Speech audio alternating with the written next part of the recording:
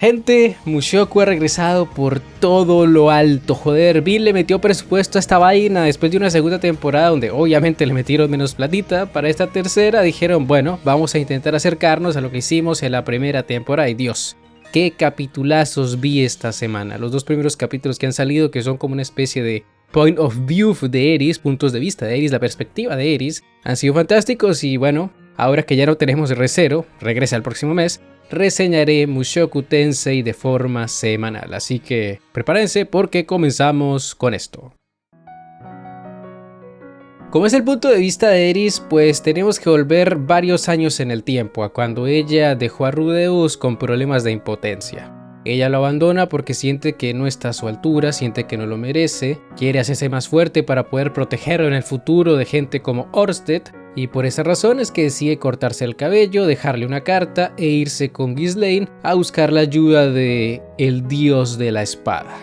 Importante mencionar la parte en la que dice que las manos de Rudeus son muy pequeñas. Esto es importante porque demuestra su voluntad de proteger a este chico. Recordemos que en términos físicos, Eris le llevaba 2 años a Rudeus y desde su punto de vista, pues quien tenía que dar el ejemplo era ella. Entonces lo abandona y mientras viaja con Ghislaine tenemos el opening. Un opening que nos recuerda mucho a los que teníamos en la primera temporada, no solo porque vuelve Yuiko Hara para interpretarlo, sino porque ya no tiene visuales específicas, ya no es un opening como tal, sino más bien es una canción que se deja de fondo mientras los personajes hacen cosas por el mundo.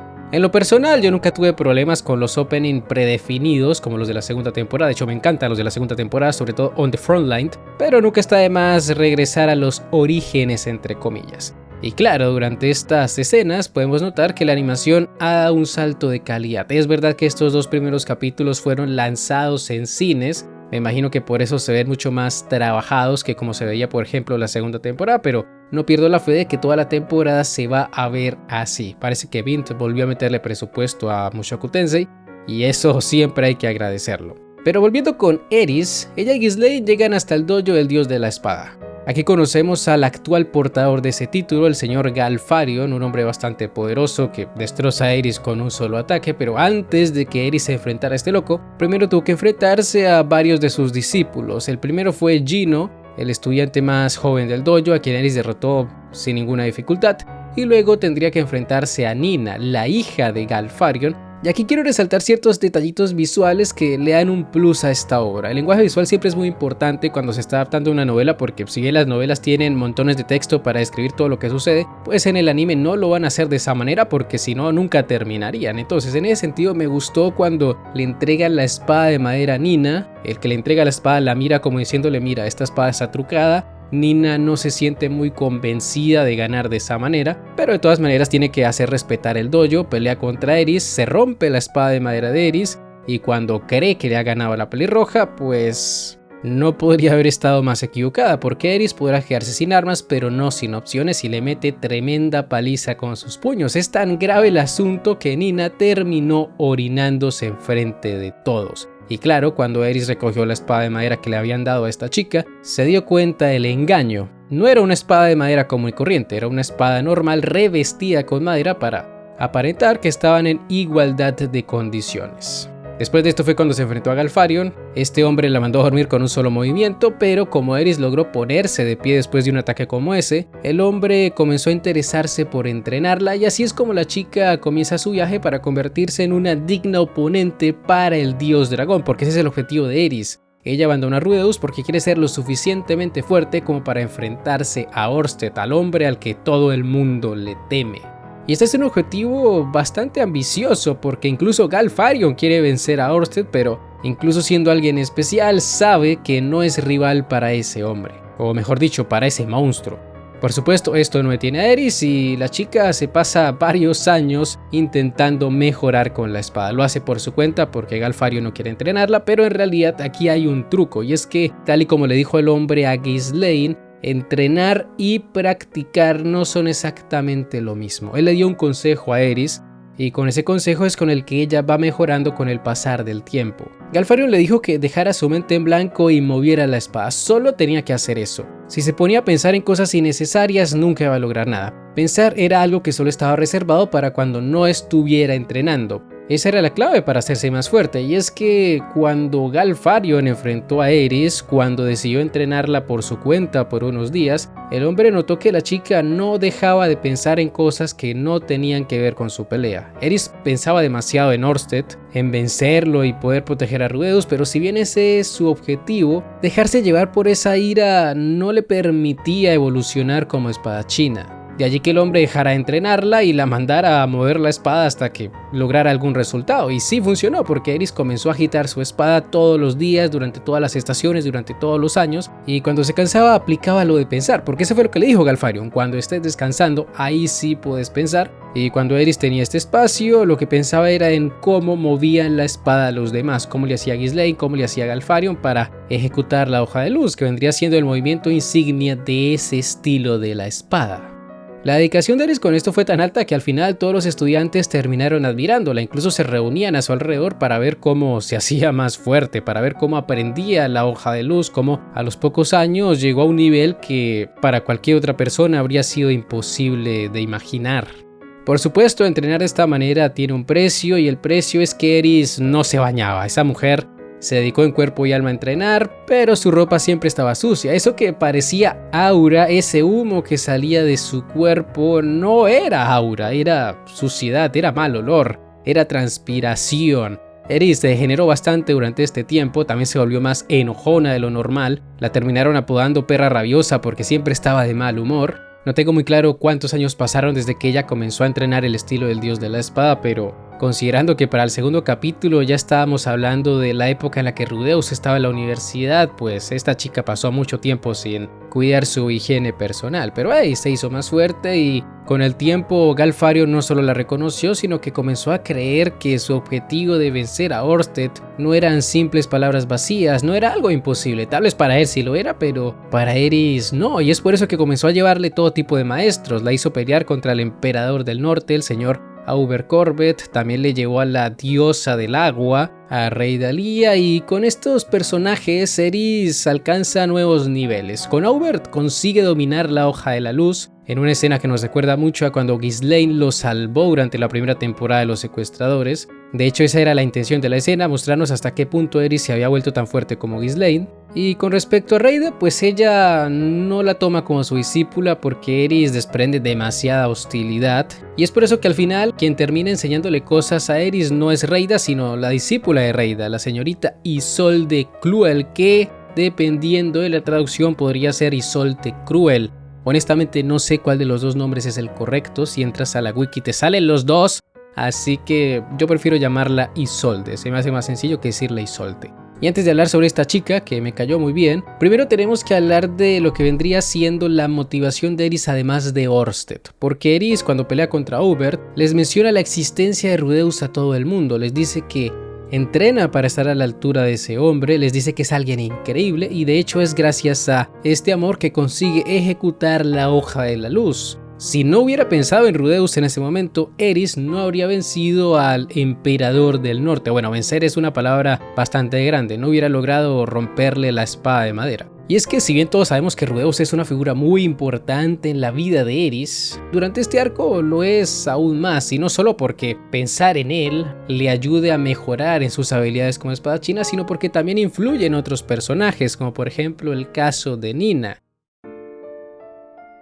Nina le guarda mucho odio a Eris durante los primeros años de su estancia en el dojo porque, por un lado, la rompió y la humilló enfrente de todos, y por otro porque no respeta las costumbres del estilo del dios de la espada.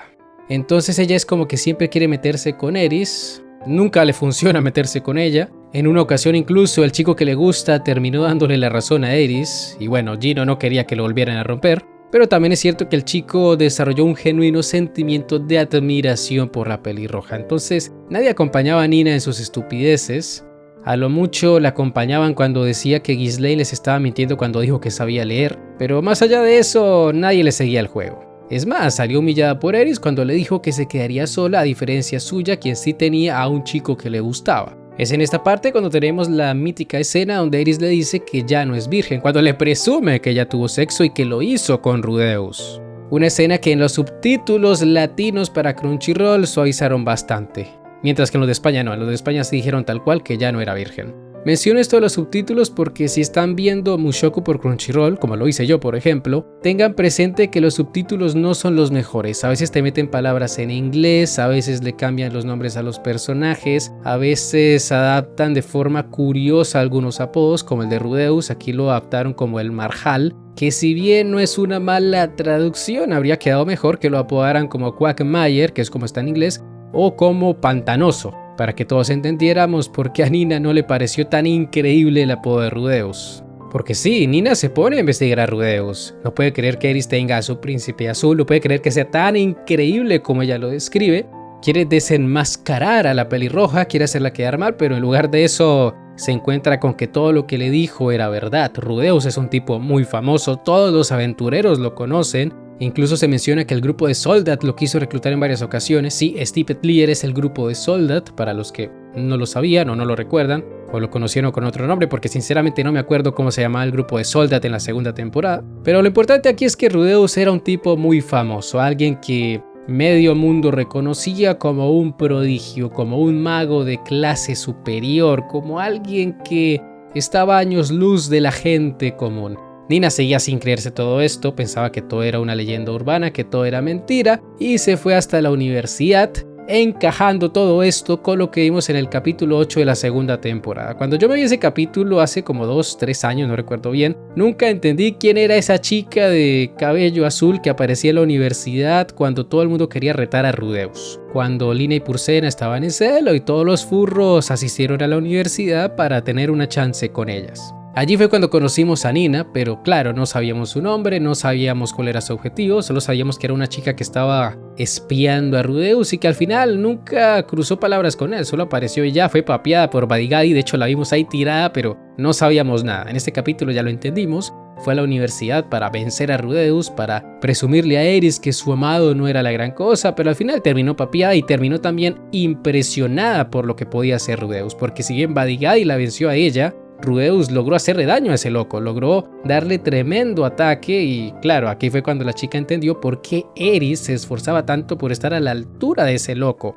Digamos que a partir de este punto fue cuando ella comenzó a respetarla, cuando dejó de meterse con ella, y esto es lo que da pie a que tras conocerse con Isolde, las tres chicas mejoraran como espadachinas. Eris aprendió a manejar su hostilidad, de hecho le dijeron que se bañara porque apestaba, le dijeron que a Rudeus no le gustaría si seguía siendo una sucia, y gracias a eso es que consiguió vencer a Isolde, porque antes no podía vencerla porque Isolde siempre sabía cómo contraatacar sus ataques, porque presentía su hostilidad, su odio, pero tras bañarse y tras seguir los consejos de Nina, porque Nina le dijo que pensara en Rudeus cuando peleara, porque cuando pensaba en Rudeus lograba tranquilizarse, pues la chica se hizo más fuerte. Y esto sucede porque Eris solo pensaba en Orsted, pensaba en cómo vencer al dios dragón, canalizaba toda su ira en eso, pero tal y como nos mostró Galfarion con una que otra expresión cuando la mandó a entrenar sola, mientras siguiera pensando en ese loco, en Orsted, jamás iba a ponerse a su nivel. Necesitaba dejar atrás esos pensamientos, necesitaba enfocar su mente en el movimiento de la espada y no en ese odio, no en esa rabia. Cuando se enfrenta a Isolde, en lugar de mostrar su típica cara de enojo, le sonríe y la vence fácilmente. De hecho, a partir de ese punto deja de ser la perra rabiosa. A ver, me imagino que le seguirían diciendo de esa manera porque era su apodo, pero a lo que me refiero es a que Eris dejó de estar enojada con todo y con todos. Se puso su capa, la capa que le acreditaba como una alumna de la espada divina, y tras una intensa sesión de entrenamiento salió a bañarse, porque eso fue lo que le dijo Nina, que se bañara, maldita sea, que no hay que ser sucios, hay que bañarse, muchachos. La tercera temporada de Mushoku empezó bastante bien, me gustó ver el punto de vista de Eris, saber qué hizo ella durante el tiempo en el que Rudeus andaba impotente y durante el tiempo en el que estuvo con Fitz/Sylphie. Es bueno saber que ella continuó entrenando, le salieron callos en las manos de tanto entrenar, volvió a crecer el cabello, su olor también aumentó. Pero sin duda lo más importante es que durante este tiempo logró ganarse el respeto de todo el mundo, porque su admiración hacia Rudeus no era una mentira, no estaba sostenida por leyendas urbanas o cosas sin sentido como creía Nina en un principio. Realmente Rudeus era fuerte, y si Eris quería proteger a ese loco, si Eris quería enfrentarse al dios dragón, tenía que estar a la altura. Por supuesto, también fue importante que al final de estos capítulos ella dejara atrás esa rabia que sentía en su interior, esa frustración que tenía por haber sido papeada por Orsted en el pasado. Es bueno que vuelva a sonreír porque Aerys necesita sonreír, necesita calmarse, solo así poder enfrentarse al dios dragón porque ese loco conoce todos los estilos de la espada y si ella no lograba controlar su hostilidad, el tipo la iba a vencer usando el estilo del dios del agua. Siendo sincero, este mini arco fue bastante sólido, no solo por el desarrollo que tuvo Aerys o los demás personajes como Nina, sino porque a nivel de lore te deja muchas cosas en claro, cómo funcionan los diferentes estilos de la espada. También te mencionan a alguien llamado Julián, quien fue quien creó la espada de Aerys y también la espada de Galfarion, probablemente sea un herrero legendario. Y asimismo se van complementando cositas que habíamos visto en temporadas anteriores, como lo de Nina viajando a la universidad para darse cuenta de que Rudeus de verdad es un tipo increíble. Me gustó mucho este inicio de Mushoku, esperemos que los siguientes capítulos mantengan esta calidad porque digamos que ese sería mi mayor miedo. Estos fueron estrenados en cine, por eso tuvieron más trabajo y no sabemos si lo que viene el resto de la temporada va a tener el mismo cariño. Lo que sí es cierto es que el opening está muy bueno, el ending también, el ending me gustó muchísimo, el del primer capítulo. Para el segundo capítulo pusieron el opening como ending y bueno, ya veremos qué ocurre de aquí en adelante, pero lo importante es que ya regresó el Besto Isekai y lo hizo con la Besto waifu de esta historia, con Aerys, Boreas, Greyrat. Y ya está, gente, con esto llegamos al final de este video. Si les ha gustado no olviden dejar un buen like, suscribirse, síganme en mis redes sociales que están en la descripción y ahora sí, me despido. Hasta la próxima, el Psy Kongru.